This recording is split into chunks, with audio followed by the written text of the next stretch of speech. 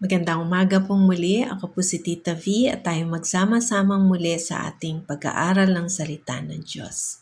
Dakilang Diyos, sa inyo po namin ipinagkakatiwala ang araw na ito.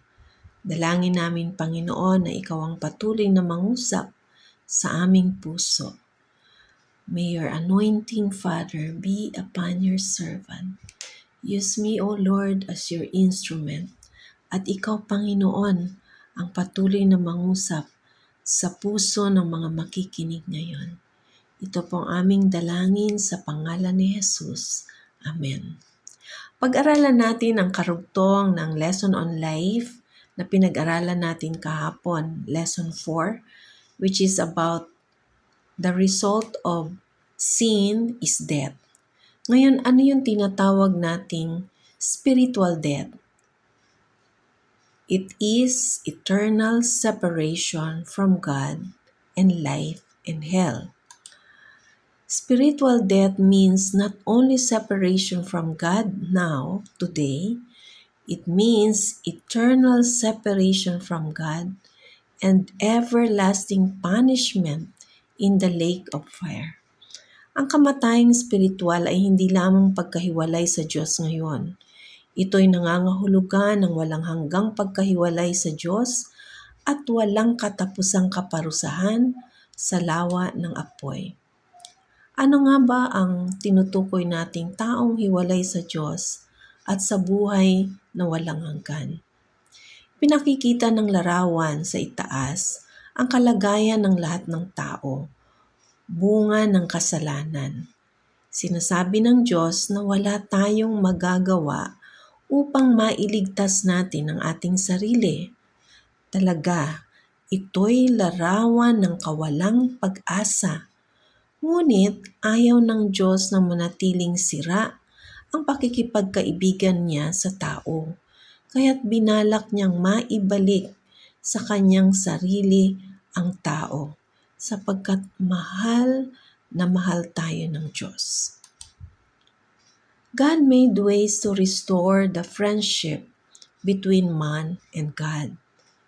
Gumawa ng paraan ng Diyos para manumbalik yung ating fellowship, yung ating pakikipagkaibigan sa pagitan ng tao at ng Diyos. What does God desire that all men to do? Ano nga ba ang nais ng Diyos na gawin ng lahat ng tao?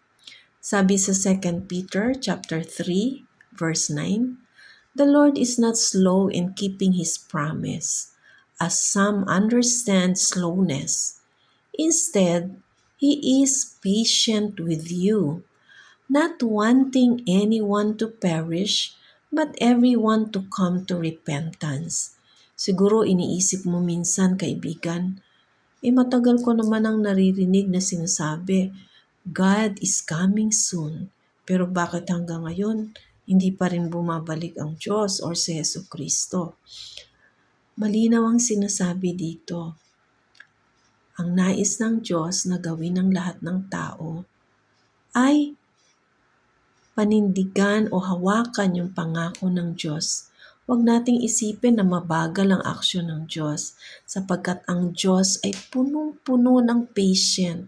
Hinihintay niya talaga tayo na humingi ng tawad.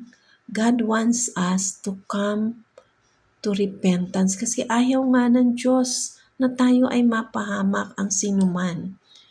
So what does God desire to all men to do? Sabi sa 2 Peter 3:9, everyone to come to repentance. Gusto ng Diyos na magsisi muna tayo. Ikaw, ako. Ikaw, kaibigan, nais ng Diyos, magsisi ka sapagkat ayaw ng Diyos na mapahamak ka. What is God's invitation? Ano ang paanyaya ng Diyos? God is faithful. He has chosen you to share life with His Son, Jesus Christ our Lord. Sabi sa 1 Corinthians chapter 1 verse 9, gusto ng Diyos na makibahagi tayo sa buhay na meron ang Panginoong Jesucristo. So what is God's invitation?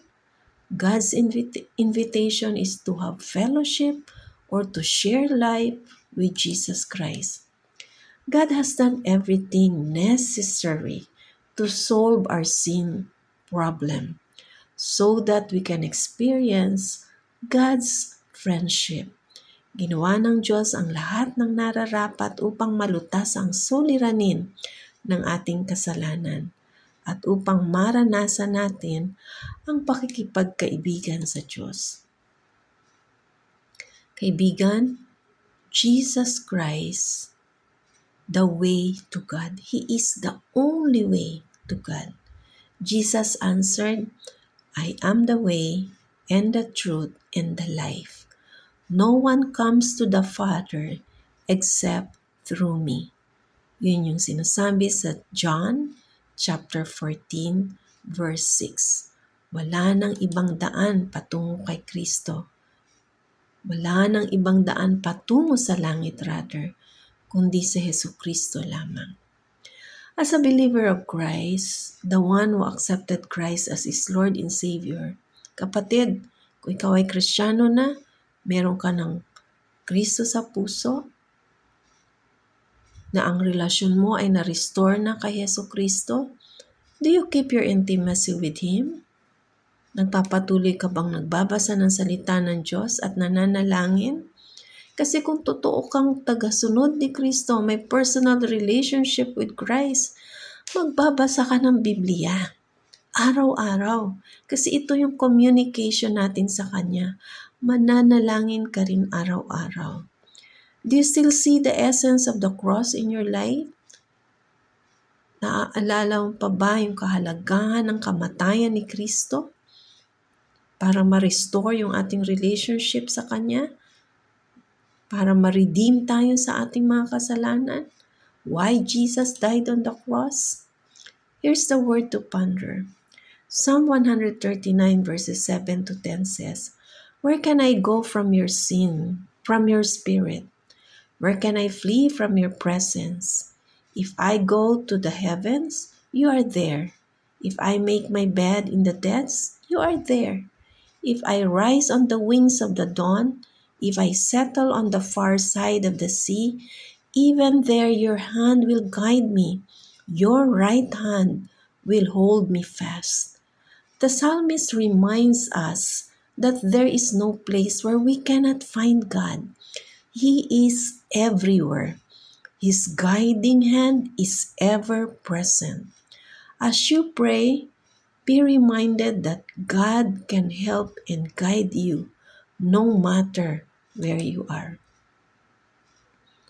Kaibigan, kung hindi mo pa tinanggap si Kristo sa iyong puso bilang Panginoon at sariling tagapagligtas, narito ang panalangin na pwede mong gawin. Seriously, kailangan mo itong gawin kasi baka bukas hindi mo na alam kung anong mangyayari. Hindi natin hawak ang bukas. Ipanalangin mo to, kaibigan, kung hindi ka patiyak na si Jesucristo ay nariyan na sa iyong puso. Lord Jesus, I need you. Thank you for dying on the cross for my sins. I confess all my sins. I now accept you in my life to become my Lord and Savior. Thank you for forgiving my sins and giving me eternal life. Please take control of my life and make me a kind of person you want me to be.